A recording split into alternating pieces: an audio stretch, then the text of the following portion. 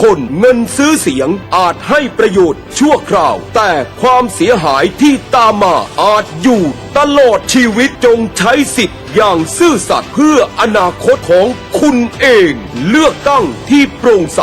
คือรากฐานของประชาธิปไตยต้องไม่รับเงินซื้อเสียงคุณจะเป็นส่วนหนึ่งของการเปลี่ยนแปลงที่แท้จริงด้วยความปรารถนาดีจากสำนักงานคณะกรรมการการเลือกตั้ง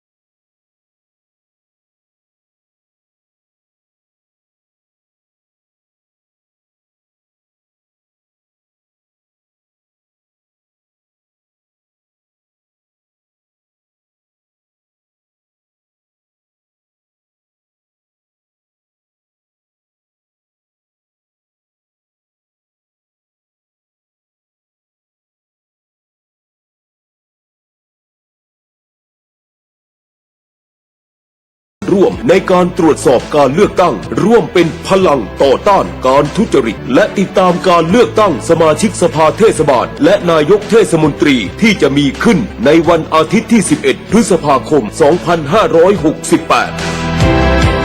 หากพบเห็นการทุจริตหรือการกระทำผิดกฎหมายเลือกตั้งสามารถแจ้งเบาะแสทุจริตการเลือกตั้งได้ที่สำนักงานคณะกรรมการการเลือกตั้งประจำจังหวัดและแอปพลิเคชันตาสับปะรดรายงานสถานการณ์ได้ทันทีผ่านข้อความภาพเสียงหรือวิดีโอเพื่อป้องปรามการทุจริตเลือกตั้งได้ตลอด 24 ชั่วโมงเบาะแสที่เป็นประโยชน์ต่อการสืบสวนจะได้รับเงินรางวัลสนับสนุนตั้งแต่ 100,000 ถึง 1 ล้านบาทขึ้นอยู่กับความสำคัญของข้อมูลและต้องไม่มีเจตนาหรือจงใจกลั่นแกล้งเพื่อทำให้บุคคลอื่นได้รับความเสื่อมเสียหรือเสียหายรวมทั้งต้องไม่แจ้งข้อมูลอันเป็นเท็จ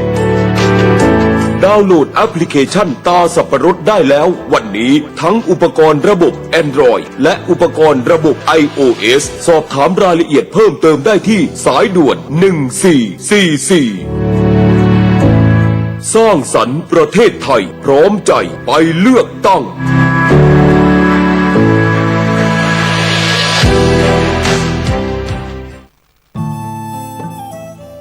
ท่านกำลังติดตามรับฟังสถานีวิทยุกระจายเสียงพระพุทธศาสนาแห่งชาติและสังคมคลื่นเพื่อการศึกษาพระพุทธศาสนาและวัฒนธรรมระบบ FM 104.5 เมกะเฮิรตซ์รายการต่อไปเป็นรายการคดีโลกคดีธรรม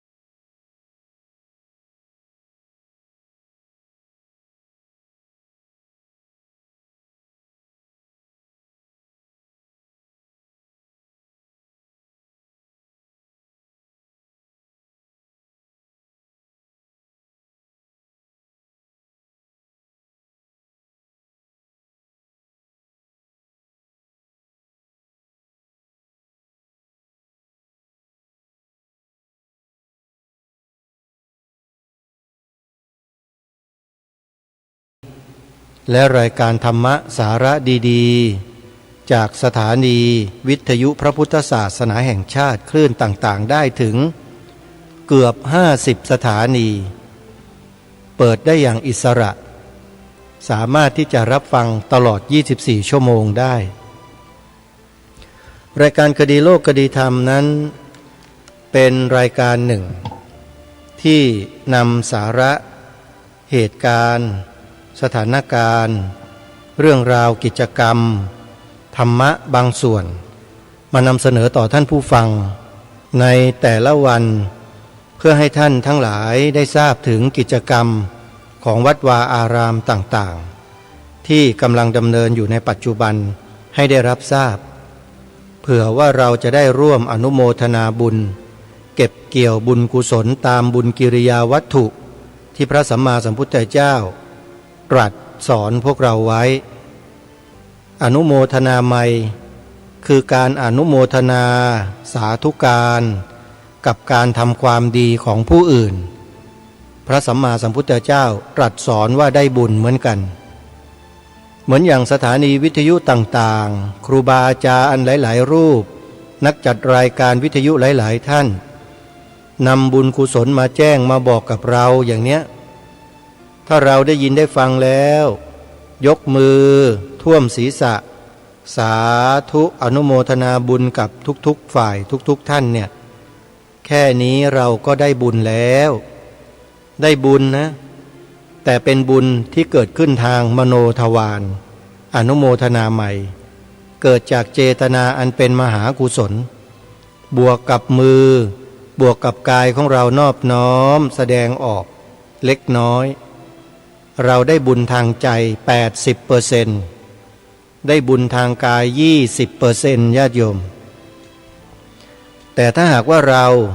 เดินทางไปทำบุญบริจาคช่วยเหลืองานของวัดนั้นๆเราจะได้บุญเต็ม100%เลยเห็นไหมฮะทั้งกายวาจาและใจแถมยังชวนผู้อื่นไปอีกนี่มีแต่บุญทั้งนั้นท่านสาธุชนทั้งหลายบ่อเกิดแห่งบุญของเราเอาจริงๆเลยนะโยมเกิดจากปะระโตโคสะเกิดจากเสียงที่อยู่ที่อื่นข้างนอกจากผู้อื่นที่มีการประกาศมีการบอกข่าวมีการเชิญชวนแล้วเราได้ยินทางหูเมื่อเราได้ยินทางหูตัวปัญญาก็ประมวลเรื่องราวเหตุการณ์เหล่านั้นเราเกิดความเข้าใจเกิดความรู้มีศรัทธาเกิดขึ้นเห็นไหมฮะเป็นบุญเป็นกุศลทั้งนั้นเลยตัวศรัทธานี่เป็นตัวกุศลนะโยมศรัทธาความเชื่อเนี่ยเป็นกุศลแต่ระวังมันมีบางสิ่งบางอย่างที่ทำให้เราเกิดศรัทธาที่เป็นอกุศลก็มีเหมือนกันแต่ในที่นี้จะขอยกไว้ก่อนยังไม่กล่าวถึงไว้เรามีเวลาค่อยมาปรารภทำความเข้าใจกับพวกเราด้วยกันว่ามีด้วยเหรอศรัทธาที่เป็นอกุศลมีนะตามเหตุตามปัจจัยของเขาอันนี้ต้องศึกษาต้องเรียนรู้ถึงจะเกิดความเข้าใจได้เพราะฉะนั้นการที่เราได้ยินประกาศประชาสัมพันธ์เชิญชวนร่วมบุญไม่ว่างานที่ไหนวัดวาอารามใดแล้วเราอนุโมทนาเนี่ยเราก็ได้บุญไปด้วยบ่อเกิดแห่งบุญเมื่อสักครู่นี้ค้างไว้ยังไม่ได้บอกว่าคืออะไรปะระโตโคสะเสียงที่เราได้ยินนั่นแหละเสียงมาจากไหนมาจากสถานีวิทยุพระพุทธศาสนาเป็นส่วนมากสถานีวิทยุของครูบาอาจารย์ของเรานี่แหละญาติโยมเป็นต้นเหตุแห่งบุญกุศลเป็นบ่อเกิดแห่งบุญกุศลเพราะนำเสนอแต่สิ่งที่เป็นบุญเป็นกุศลให้แก่เราได้สดับรับฟังกันเป็นประจำทุกวันบางสถานีก็เปิดตลอด24ชั่วโมงก็มี อย่างวัดหนองกาย วัดฝายหิน วัดป่าจริยธรรม วัดศรีอุดมวงศ์เป็นต้นเปิด24ชั่วโมงมีอยู่หลายสถานีในจำนวนเกือบ50สถานีที่รวมกันอยู่ในแอปพลิเคชันที่ชื่อว่าวิทยุพุทธศาสนาทั่วไทยใครที่ยังไม่ได้ดาวน์โหลดโยมดาวน์โหลดซะนะก่อนที่จะไม่ได้ดาวน์โหลดเพราะอนาคตข้างหน้าจะเกิดอะไรขึ้นก็ไม่รู้เราต้องเร่งต้องรีบทำในสิ่งที่เป็นประโยชน์ต่อตัวเราให้มากที่สุดการดาวน์โหลดแอปพลิเคชันวิทยุพุทธศาสนาทั่วไทยไว้ในโทรศัพท์ถือว่าเราสร้างประโยชน์ให้กับตัวเราเองเพราะเราจะได้สดับรับฟังธรรมะบรรยายการสาธยายสนทนาธรรมจากครูบาอาจารย์หลายๆท่านทั้งฝ่ายบรรพชิตและฝ่ายคฤหัสถ์ที่มีความรู้เมื่อเราได้สดับรับฟังแล้วพิจารณาตามเราก็จะเกิดความรู้ตามไปด้วยเรียกว่าปัญญาสัมมาทิฏฐิเกิดขึ้นจากการฟังทางรายการนี้ย้ำมาโดยตลอดว่าให้พวกเราฟังกันนะโยมแอปพลิเคชันนี้มีแต่สิ่งที่ดีๆมามอบให้เรียกว่าเป็นสถานีวิทยุไร้สารเจือปนนะคำว่าไร้สารเราก็ทราบกันโดยทั่วไปอยู่แล้วว่าอาหารก็ดีพืชผักก็ดีผลไม้ก็ดีไร้สารก็หมายความว่าไม่มีการฉีดยาไร้สารเคมีที่เป็นอันตรายฉันใดสถานีวิทยุของพระพุทธศาสนาของเราก็เป็นฉันนั้นนำเสนอแต่สิ่งที่เป็นประโยชน์สิ่งที่เป็นสาระไร้สารในที่นี้ก็คือไร้สิ่งที่เป็นอสาระไม่มีสิ่งที่ไร้สาระมีแต่สิ่งที่เป็นสาระทั้งนั้นเลยเพราะฉะนั้นใครก็ตามดาวน์โหลดแอปพลิเคชันนี้ไว้ได้ถือว่าเป็นผู้มีบุญนะโยมแล้วถ้ายิ่งได้บอกให้ผู้อื่นดาวน์โหลดได้อีกเนี่ยบุญก็จะเพิ่มขึ้นไปตามจำนวนของคนที่เราบอกเราประกาศไปบอกไปชวนคนดาวน์โหลดไปเราก็ได้บุญไปด้วยโยมแล้วได้บุญเป็นทวีคูณนะสมมุติว่า1 คนที่เราบอกเขาไปฟังธรรมะฟังจนกระทั่งเกิดความรู้ความเข้าใจมากมายมีความศรัทธาแล้วเขาก็บอกต่อผู้อื่นให้ดาวน์โหลดแอปพลิเคชันนี้บุญก็มาถึงเราอีกด้วยคนที่บอกคนแรกนี่แหละอย่างที่ทางรายการได้นิยามพฤติกรรมของการบอกต่อให้แก่สาธุชนได้ฟังกันไปแล้วก็คือไดเรกบุญทางโลกเขาขายของขายตรงกันเขาเรียกว่าไดเรกเซลแต่ของเราเนี่ยเขาเรียกว่าไดเรกบุญเราแจกธรรมะมอบธรรมะให้ธรรมะสาระแก่ผู้อื่นเราก็ถือว่าเราได้ทำบุญตรงๆเหมือนกันท่านผู้ฟังใครต้องการได้บุญแบบง่ายๆลงทุนลงแรงนิดเดียว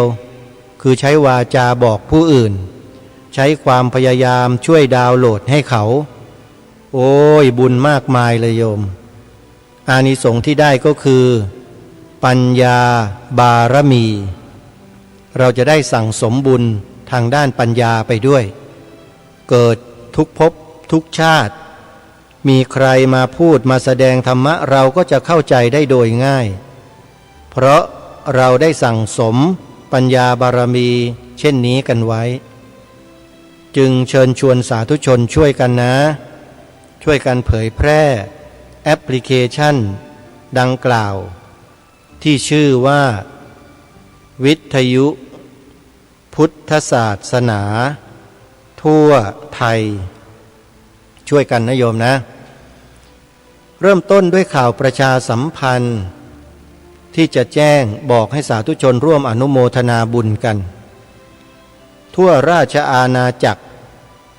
พระสงฆ์ไทยของเราทำประโยชน์ให้แก่สังคมมากมายหลายรูปจนนับกันไม่ถ้วนการกระทำของพระภิกษุสงฆ์ของเรานั้นมีผลต่อกิจกรรมที่จะนำมาประกาศให้สาธุชนได้ร่วมอนุโมทนาบุญกันในครั้งนี้นั่นก็คือพระสงฆ์ทั้งหลายเหล่านั้นได้รับพระมหากรุณาธิคุณทรงแต่งตั้งทรงเลื่อนทรงสถาปนาสมณศักดิ์ถวายแด่พระเหล่านั้นถือว่าเป็นเรื่องที่เป็นมหามงคลอย่างยิ่งพระสงฆ์ที่ได้รับพระมหากรุณาธิคุณทรงแต่งตั้งทรงเลื่อนทรงสถาปนาสมณศักดิ์ให้นั้นแปลว่าท่านมีคุณงามความดีอย่างมากแล้วมีผู้รู้ผู้เห็นก็นำขึ้นกราบบังคมทูลพระองค์ท่านเมื่อพระองค์ท่านทรงทราบก็ทรงมีพระบรมราชโองการทรงแต่งตั้งทรงเลื่อนทรงสถาปนาสมณศักดิ์ถวายให้เพื่อเป็นเกียรติเป็นกำลังใจแด่พระสงฆ์เหล่านั้นที่ทำงานเพื่อประเทศชาติเพื่อพระพุทธศาสนาเพื่อสถาบันพระมหากษัตริย์อย่างเหมาะสมและงานที่จะนำมาประกาศให้สาธุชนได้เตรียมอนุโมทนาบุญนั้นก็คืองานพระราชทานพัดยศหิรัญญบัตรและเครื่องประกอบสมณศักดิ์พระราชาคณะเจ้าคณะรองหรือชั้นรองสมเด็จพระราชาคณะการที่พระสงฆ์รูปหนึ่งได้รับพระมหากรุณาธิคุณสถาปนาขึ้นเป็นพระราชาคณะเจ้าคณะรองนั้นไม่ใช่เรื่องธรรมดาท่านผู้ฟังการพระราชพิธีสำหรับพระราชาคณะเจ้าคณะรองขึ้นไปนะโยมองค์พระมหากษัตริย์จะต้องทรงมีรับสั่งให้เจ้าหน้าที่อารักษ์เนี่ยทำการบันทึกจารึกแผ่นเงินแผ่นทองคำเพื่อลงเขียนชื่อสมณศักดิ์เรียกว่าราชทินานามที่พระองค์ได้ทรงถวายให้กับพระรูปนั้นในพระอุโบสถวัดพระศรีรัตนศาสดารามโดยเฉพาะและท่านเจ้าคุณพระพรหมวชิรคุณาทานโกศลมหาวีโรรูปนี้ซึ่งท่านเป็นเจ้าอาวาสวัดศรีสุดารามวรวิหารพระอารามหลวงอยู่แขวงบางขุนนนท์เขตบางกอกน้อยกรุงเทพก็ได้รับพระมหากรุณาธิคุณจากองค์พระบาทสมเด็จพระเจ้าอยู่หัวพระราชทานหิรัญญบัตรพัดยศและเครื่องประกอบสมณศักดิ์พระราชาคณะเจ้าคณะรองโดยจะมีผู้แทนพระองค์เดินทางอัญเชิญหิรัญญบัตรพัดยศและเครื่องประกอบสมณศักดิ์มาถวายแด่พระเดชพระคุณท่านถึงวัดศรีสุดารามในวันนี้8 พฤษภาคมเวลา 14 นาฬิกาหรือบ่าย 2 โมงผู้แทนพระองค์ก็คือพลเรือเอกพงเทพหนูเทพองคมนตรีจะเป็นผู้เชิญหิรัญญบัตรพัดยศและเครื่องประกอบสมณศักดิ์พระราชาคณะเจ้าคณะรองมาถวายแด่พระเดชพระคุณท่านเจ้าคุณพระพรหมวชิรคุณาทานโกศลมหาวีโรณวัดศรีสุดารามวรวิหารพระอารามหลวงในบ่ายของวันนี้วันพฤหัสบดีที่8 พฤษภาคม พระพุทธศักราช 2568 ท่านใดที่ต้องการจะร่วมแสดงมุทิตา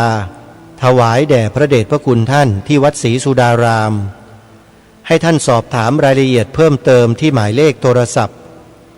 02-433-5919 หรือ 081-833-3353 ติดต่อสอบถามเข้าไปได้เลยนะโยมนะก็ขอเรียนเชิญเจริญพรสาธุชนที่จะมาร่วมแสดงถวายมุทิตาแด่พระเดชพระคุณท่านขอให้มาแต่เนิ่นๆบ่าย2 โมงพิธีก็จะได้เริ่มอย่างเป็นทางการแล้วก็จะสามารถเข้าถวายมุทิตาได้ตลอดไปจนกระทั่งถึงเวลา 18 นาฬิกา 19 นาฬิกาเลยนะโยมนะใครสะดวกก็ขอเชิญได้นี่ก็เป็นงานมหามงคลอีกงานหนึ่งที่รายการประกาศประชาสัมพันธ์ให้ทราบอีกงานหนึ่งเป็นงานมอบรางวัลเสาอโศกผู้นำศิลธรรมประจำปีพระพุทธศักราช 2568 ผู้ที่เป็นประธานในการมอบคือพลอากาศเอกชลิตพุกผาสุของคมนตรีงานนี้จะจัดขึ้นในวันพุธที่ 14 พฤษภาคมณอาคารหอประชุมมวก48 พรรษามหาวิทยาลัยมหาจุฬาลงกรณราชวิทยาลัยอำเภอวังน้อยจังหวัดพระนครศรีอยุธยาสมาคมผู้ทำคุณประโยชน์เพื่อพระพุทธศาสนาแห่งประเทศไทยเป็นเจ้าของงานโดยมีท่านพลเอกธงชัยเกื้อสกุลเป็นนายกสมาคมและมีประธานมีอุปนายกหลายต่อหลายท่านผู้มีเกียรติได้มาร่วมกิจกรรมในครั้งนี้มากมายมีพระสงฆ์และคฤหัสถ์ญาติโยมเข้ารับรางวัลเสาอโศกผู้นำศีลธรรมครั้งนี้เป็นจำนวนถึง160 กว่าชีวิตและที่สำคัญก็คือว่าการจัดงานมอบรางวัลเสาอโศกผู้นำศีลธรรมของสมาคมดังกล่าวนี้เนี่ยเขาจะไม่ทิ้งสาระในการจัดงานไม่เหมือนกับที่อื่นบางที่บางแห่งนะท่านผู้ฟังจัดงานมอบรางวัลก็มอบรางวัลอย่างเดียวเลยไม่มีกิจกรรมที่สันทนาการให้เกิดองค์ความรู้เกี่ยวกับงานนั้นๆเลยแต่สำหรับงานมอบรางวัลเสาอโศกผู้นำศีลธรรมของสมาคมผู้ทำคุณประโยชน์เพื่อพระพุทธศาสนาแห่งประเทศไทยสมาคมนี้เนี่ยเขาจะมีการบรรยายพิเศษในช่วงเช้า2 รอบคือรอบแรกเป็นการบรรยายในหัวข้อเรื่องธรรมนาวาวังองค์บรรยายพิเศษก็คือท่านเจ้าคุณพระราชยานวชรชิโนภาสหรือท่านพระอาจารย์ต้นซึ่งกำลังโด่งดังในเรื่องของธรรมนาวาวังนั่นแหละจะมาบรรยายให้พวกเราที่มาร่วมงานเนี่ยได้สดับรับฟังกันในหอประชุมมวก48 พรรษานั้นที่จัดงานในเวลา 8:30 นาทีถึง 10 นาฬิกาเรียกว่าบรรยายยาวเลยโยม1 ชั่วโมงครึ่งฟังกันให้เต็มอิ่มเลยแค่นั้นยังไม่พอท่านผู้ฟังในเวลา 10 นาฬิกาเป็นต้นไปจนถึงเวลา 11:30 นาทีโดยประมาณชั่วโมงครึ่งเหมือนกันมีการบรรยายพิเศษอีก1 หัวข้อเรื่องความสำคัญของพระเจ้าอโศกมหาราชกับพระพุทธศาสนาและสถานการณ์พระพุทธศาสนาในปัจจุบันองค์บรรยายพิเศษเป็นใครไปไม่ได้นอกจากท่านอดีต อธิการบดีมหาวิทยาลัยมหาจุฬาลงกรณราชวิทยาลัยนั่นเองพระเดชพระคุณท่านเจ้าคุณพระพรหมบัณฑิตศาสตราจารย์ด็อกเตอร์กรรมการมหาเถรสมาคมอุปนายกสภามหาวิทยาลัยมหาจุฬาลงกรณราชวิทยาลัยและประธานสภาสากลวันวิสาขบูชาโลก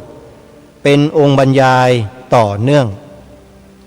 เพราะฉะนั้นท่านใดที่สนใจจะเข้าร่วมกิจกรรมท่านสามารถเดินทางไปที่หอประชุมมวก48พรรษาที่มหาวิทยาลัยมหาจุฬาลงกรณราชวิทยาลัยอำเภอวังน้อยจังหวัดพระนครศรีอยุธยาได้เลยโดยไม่ต้องแจ้งล่วงหน้า walk in เข้าไปได้เลยญาติโยมหรือถ้าหากจะถามรายละเอียดใครสนใจที่จะสอบถามเบื้องต้นก่อนก็สามารถโทรสอบถามได้ที่พลตรีสุรศักดิ์หมายเลขโทรศัพท์084-767-5822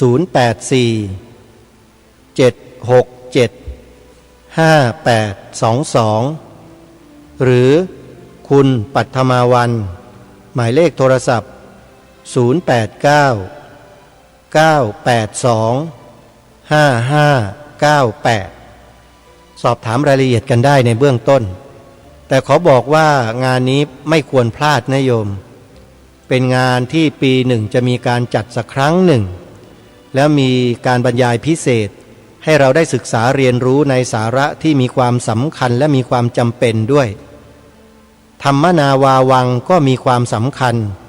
และมีความจำเป็นในยุคปัจจุบันอย่างยิ่งเรื่องของสถานการณ์พระพุทธศาสนาในปัจจุบันก็มีความสำคัญและจำเป็นอย่างยิ่งที่พุทธบริษัทของเราจะต้องรับทราบรับรู้ร่วมกันแล้วยังได้ศึกษาเรียนรู้ประวัติของพระเจ้าอโศกมหาราชที่ทรงมีความสำคัญต่อพระพุทธศาสนาของเราอีกด้วยจึงขอเรียนเชิญเจริญพรศรัทธาสาธุชนท่านใดที่มีความสนใจจะเข้าร่วมก็สามารถร่วมงานได้งานนี้จัดขึ้นในวันที่14พฤษภาคมนะโยมนะมาดูกิจกรรมต่อไปที่จะขอประกาศเชิญชวนศรัทธาสาธุชนที่สามารถเดินทางไปร่วมงานได้ให้ไปร่วมงานกันถ้าไปไม่ได้ก็ร่วมอนุโมทนาบุญกันนะโยมนะงานนี้เป็นงานสมโภชพระพุทธชยันตีศรีเมืองตราดและสมโภชสัญญาบัตรพัดยศ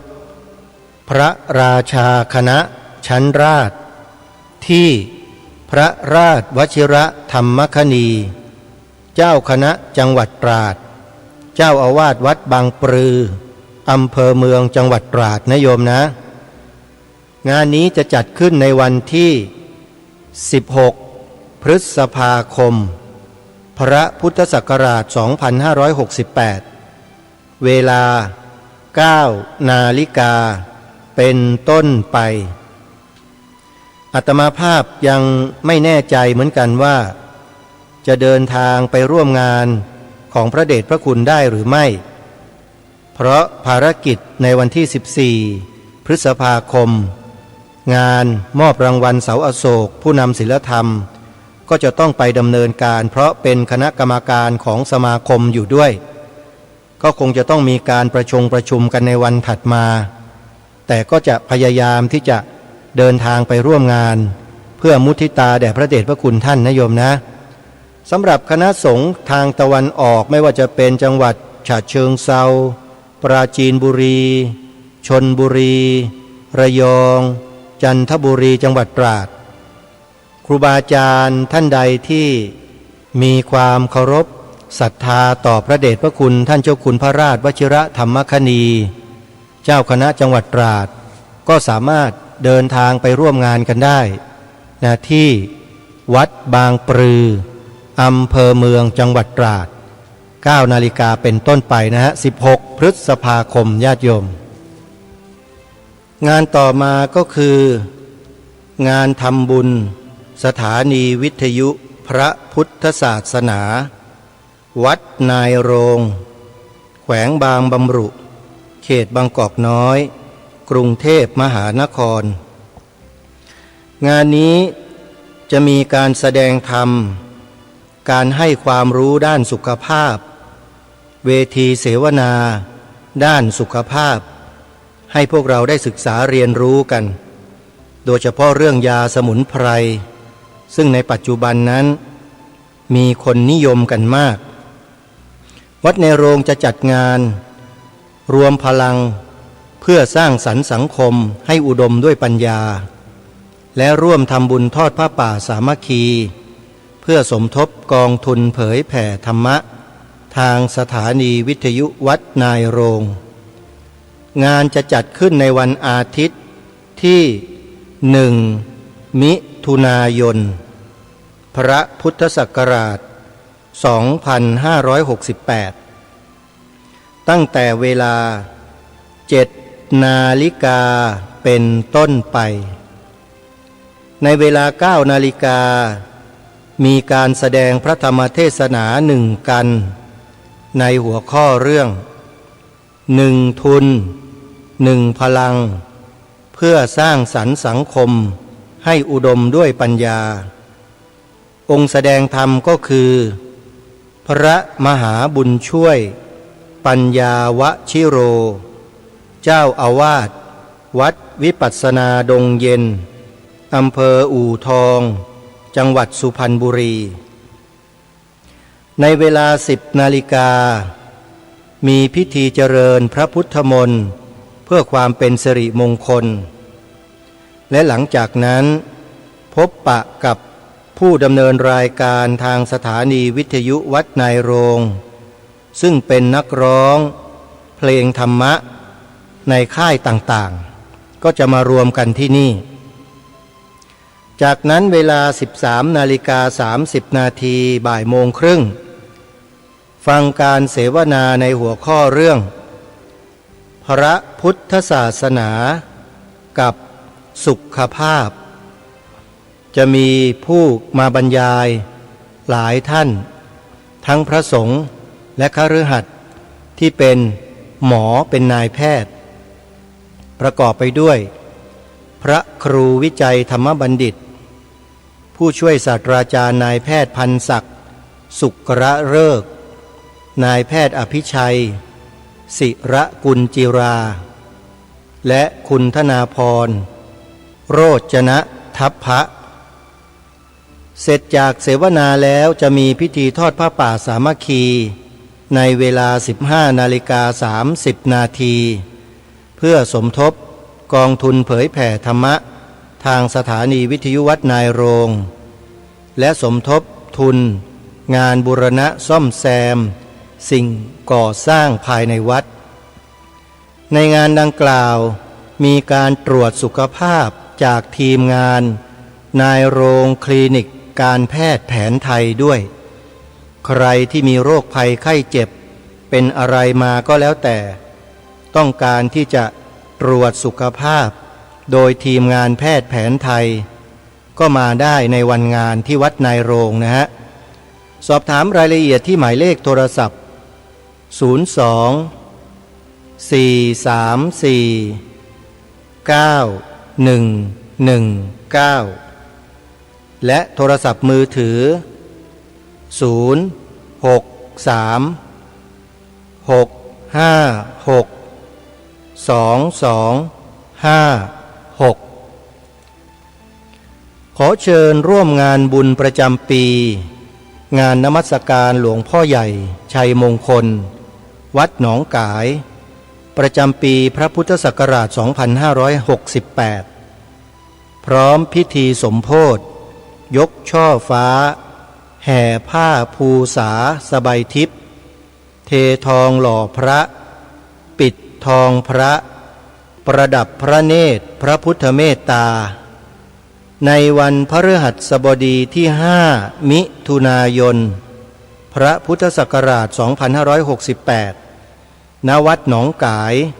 ตำบลสันป่ายางอำเภอแม่แตงจังหวัดเชียงใหม่ขอเรียนเชิญเจริญพรสาธุชนที่สนใจมีส่วนร่วมในการทำบุญดังกล่าวให้โอนปัจจัยเข้ามาร่วมบุญทอดผ้าป่าชำระหนี้สงฆ์กองบุญละ 99 บาทโอนเข้ามาได้ที่ธนาคารกรุงไทยเลขบัญชี8763179หรือท่านใดรับเป็นเจ้าภาพโรงทานตลอดงานสามารถร่วมบริจาคเป็นเจ้าภาพโรงทานได้ที่ธนาคารกสิกรไทยเลขบัญชี087-209-2277หมายเลขโทรศัพท์เพื่อติดต่อสอบถามรายละเอียดเพิ่มเติม053-374-488ถึง9หรือ0817656469วัดหนองกายจัดงานวันพฤหัสบดีที่5มิถุนายนนะโยมนะไปร่วมงานโดยพร้อมเพรียงกันและนี่ก็เป็นกิจกรรมที่ประชาสัมพันธ์บอกบุญให้สาธุชนได้ร่วมกันใครที่ไม่มีทรัพย์ยกมืออนุโมทนาบุญญาติโยมบุญก็จะปรากฏในใจของเราเราก็จะมีความปราบปลื้มปีติในคุณงามความดีของผู้อื่นที่เขาได้ทำความดีส่งเสริมพระพุทธศาสนาให้แก่พวกเราเราก็อนุโมทนาไมได้บุญนะโยมนะแต่ถ้าใครพอมีกำลังที่จะเสริมบุญของตนเองให้มากขึ้นก็โอนปัจจัยไปทำบุญได้ตามบัญชีธนาคารที่แจ้งไปเมื่อสักครู่หรือกิจกรรมงานใดก็แล้วแต่ที่ประชาสัมพันธ์ให้ทราบนะโยมนะร่วมด้วยช่วยกัน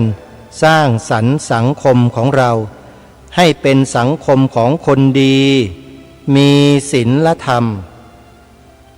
สาธุชนต้องพูดคำนี้ให้บ่อยๆนะโยมศีลธรรมศีลธรรมโยมศีลธรรมมันหายไปจากสาระบบของประเทศชาติบ้านเมืองของเรามานานพอสมควรแล้วถึงเวลาที่เราจะต้องร่วมด้วยช่วยกันนำคำว่าศีลธรรมกลับมาสู่มโนสำนึกในจิตใจของลูกหลานเยาวชนคนไทยในยุคต่อไปด้วยโดยการกล่าวคำว่าศีลธรรมให้บ่อย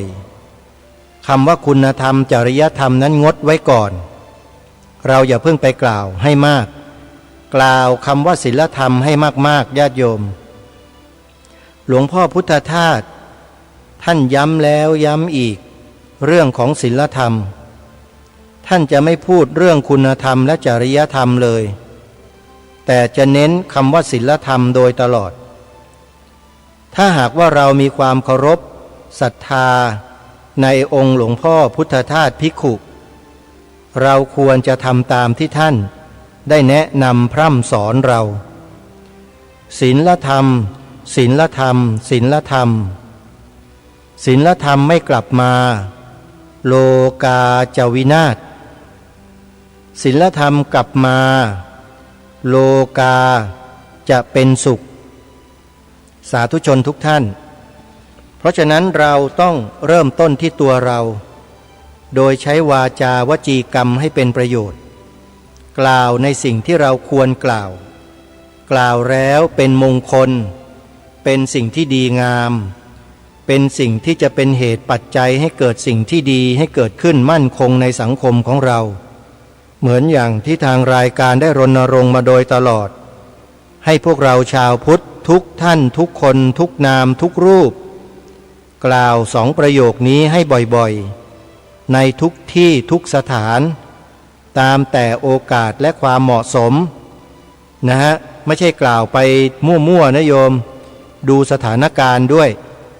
นะเราต้องดูเหตุการณ์ด้วยมีจังหวะจะโคนไหนเราก็กล่าวออกไปพระพุทธศาสนาเป็นศาสนาประจำชาติไทยของเรา สีขาวในธงชาติไทยหมายถึงพระพุทธศาสนาเท่านั้นนี่คือสิ่งที่ทางรายการรณรงค์ให้พวกเราได้ใช้วาจาให้เป็นประโยชน์ต่อพระพุทธศาสนาของบรรพบุรุษและของเราร่วมกันใครจะไม่ทำก็ไม่เป็นไรโยมไม่ได้บาปหรอกแต่เสียดายเวลาเสียดายโอกาสมีลมหายใจมีศรัทธามีความกล้ามีความสามารถแต่เราไม่ใช้สิ่งเหล่านั้นเพื่อสร้างสรรค์สิ่งที่ดีเหล่านี้ให้เกิดขึ้นมันเสียโอกาสและเสียเวลาชีวิตที่เกิดมาเป็นมนุษย์พบพระพุทธศาสนานะโยมนะเสียดายมากๆเลยทั้งที่ทำได้ไม่ยากแต่ไม่ยอมทำกันโอกาสมันก็เลยตกไปสู่คนที่อื่น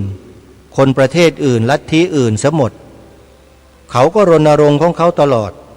ต้องการจะมายืนเทียมเคียงข้างศาสนาพุทธตีเสมอศาสนาพุทธอยู่โดยตลอดอันนี้ไม่รู้ว่าทราบกันบ้างหรือเปล่า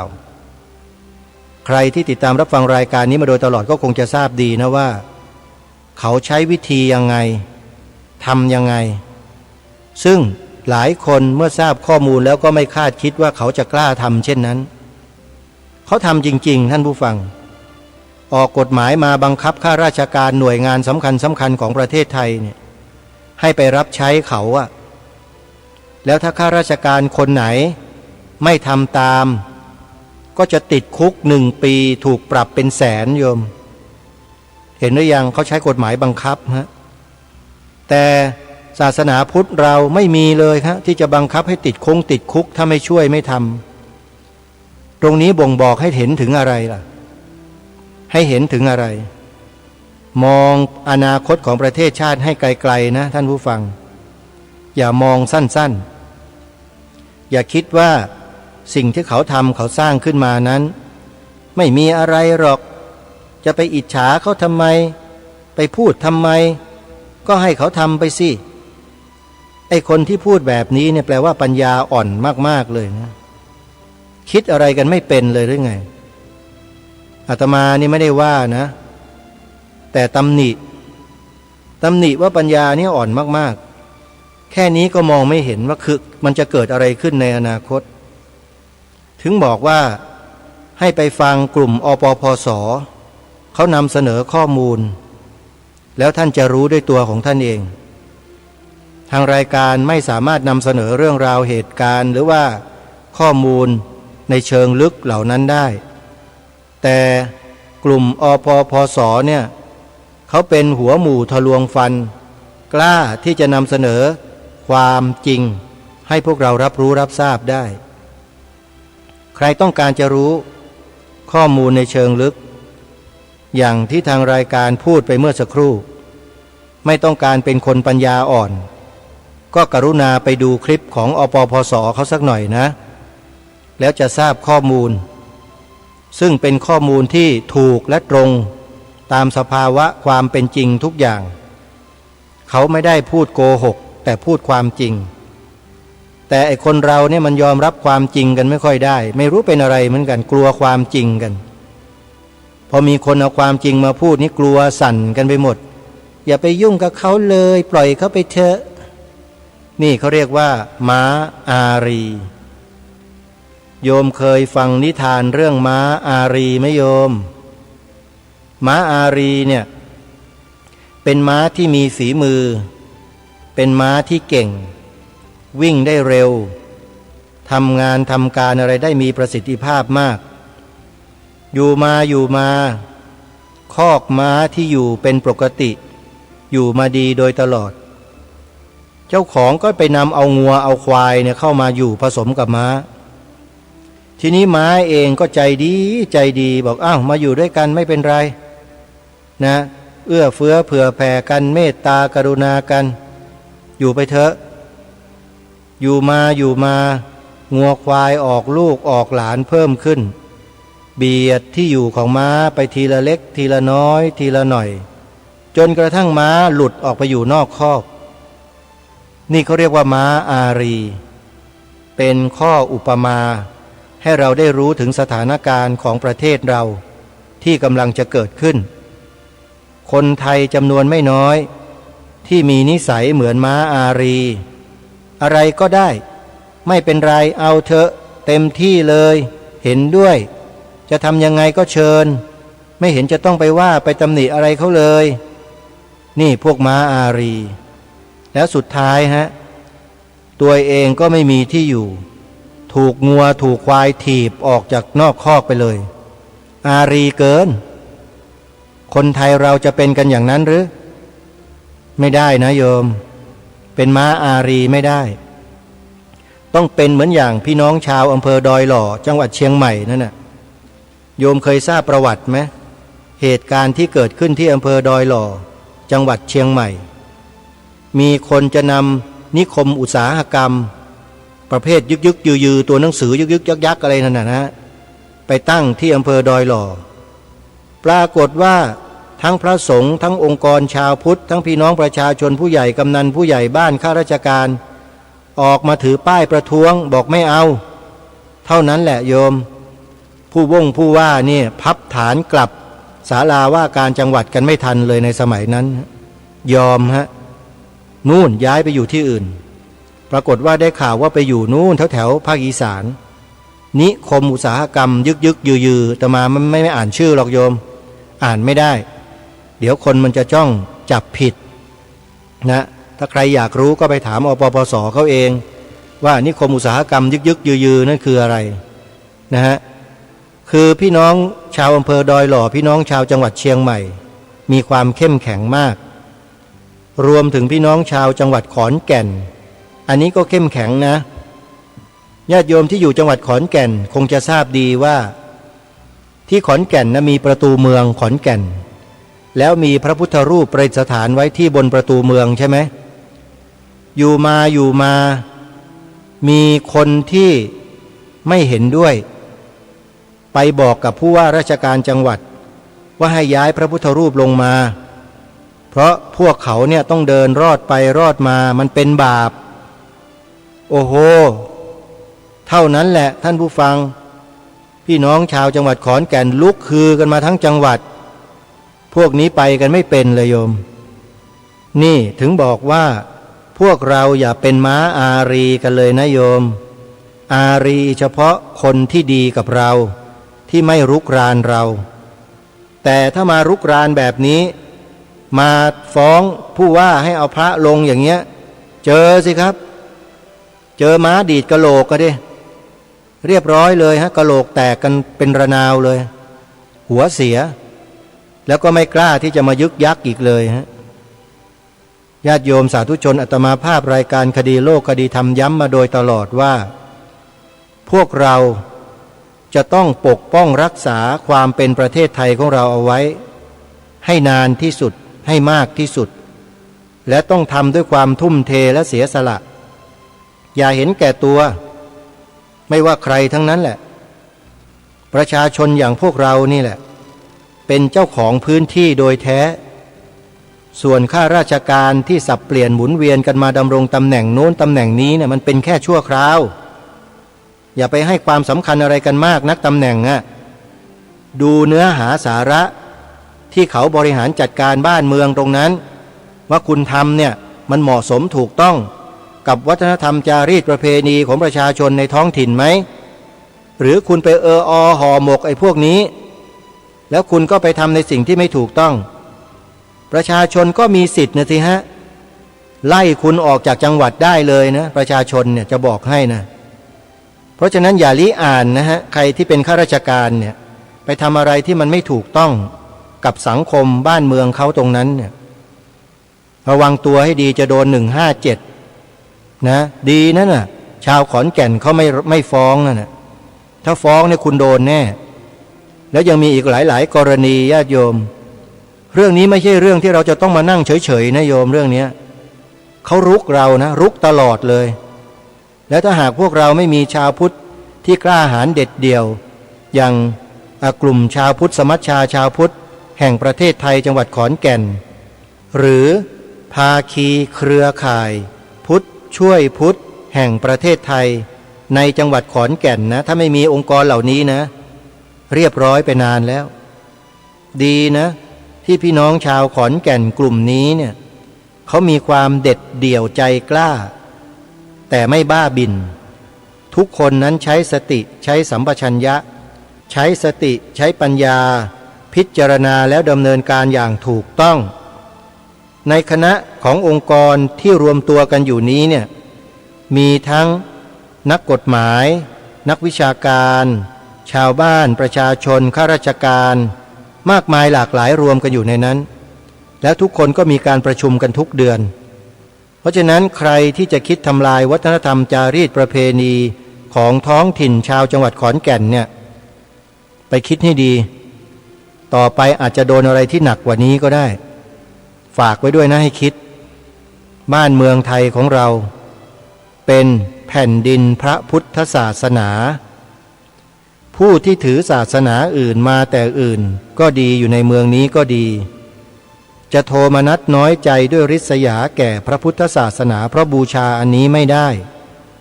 ด้วยไม่ใช่เมืองของศาสนาตัวเลยถ้าโทมนัสก็ชื่อว่าโลภล่วงเกินไปพวกเราจงน้อมนำนะพระราชดำรัสขององค์พระบาทสมเด็จพระจอมเกล้าเจ้าอยู่หัวรัชกาลที่4ใส่เกล้าใส่กระหม่อมแล้วถ่ายทอดให้กับพี่น้องคนไทยลูกหลานเยาวชนคนไทยของเราเนี่ยให้เขาได้รับสิ่งเหล่านี้ใส่เกล้าใส่กระหม่อมของเขาไว้ด้วยก่อนที่เรามันจะสายเกินไปนะปลูกฝังในสิ่งเหล่านี้เขาไว้ญาติโยมนะฝากไว้ท้ายรายการวันนี้ก็เลย